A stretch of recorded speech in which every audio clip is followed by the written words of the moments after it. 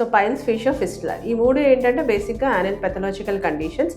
దాదాపుగా సిమ్టమ్స్ ఒకే రకంగా కనిపించినప్పటికీ కొంచెం మూడు కూడా డిఫరెంట్ కండిషన్స్, డిఫరెంట్ సిమ్టమ్స్ కొంచెం అటు ఇటుగా ఉంటూ ఉంటాయి. ఫర్ ఎగ్జాంపుల్ పైల్స్ తీసుకుంటే కనుక మనకి మోషన్ వెళ్ళినప్పుడు పెయిన్ రావటం, కానీ మోషన్ వెళ్ళిన తర్వాత ఆ పెయిన్ 5-10 minutes తగ్గిపోవటము, బ్లీడింగ్ అవ్వటము, ఎస్పెషలీ నాన్ వెజిటేరియన్ కానీ స్పైసెస్ కానీ తీసుకున్నప్పుడు పెయిన్ విపరీతంగా ఉండటం, బ్లాండ్ ఫుడ్ డైట్ తీసుకునేటప్పుడు ఆ పెయిన్ అనేది ఏం లేకుండా, కాన్స్టిపేషన్ ఉండేటప్పుడు మనకి ఇబ్బంది ఎక్కువగా ఉండడం అనేది పైల్స్లో చూస్తాం.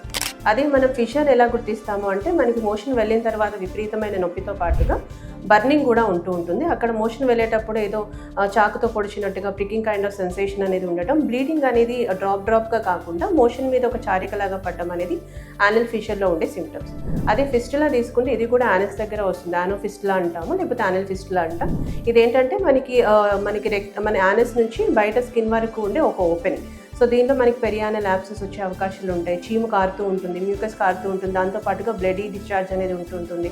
కూర్చోడానికి ఎప్పుడు అక్కడ అంటే ఆ ఏరియా మొత్తం తడితడిగా ఉండటము, ఇన్నర్స్ అనేది స్ట్రెయిన్ అవ్వటము, దానివల్ల కొంచెం ఇన్ఫెక్షన్స్ కండిషన్స్ రావడం వల్ల బాడీ టెంపరేచర్ కూడా మనకి అరౌండ్ 99-100 లోపల మెయింటైన్ అవుతూ ఉండటం, విపరీతమైన పెయిన్ ఉండడం, ఇవన్నీ దీనిలో కూడా మోషన్ వెళ్ళేటప్పుడు చాలా నొప్పి రావడం అనేది మనం ఫిస్టులాలో చూస్తూ ఉంటాం. ఫిస్టులాలో మెయిన్గా ఉండేది first discharge or any mucus discharge అనేది కీరో. సో ఈ పైల్స్, ఫిషర్, ఫిస్టులాకి ప్రతిదానికి ట్రీట్మెంట్ అనేది సర్జరీ కాకుండా మీరు హోమియో మెడికేషన్స్ వాడుకుంటే చాలా వరకు ఏంటంటే సిమ్టమ్స్ తగ్గడంతో పాటుగా ఆ పెథలాజికల్ కండిషన్ కంప్లీట్గా రివర్స్ అయ్యే అవకాశాలు కూడా మనకి పైల్స్, ఫిషర్, ఫిస్టులాస్లో ఉంటాయి.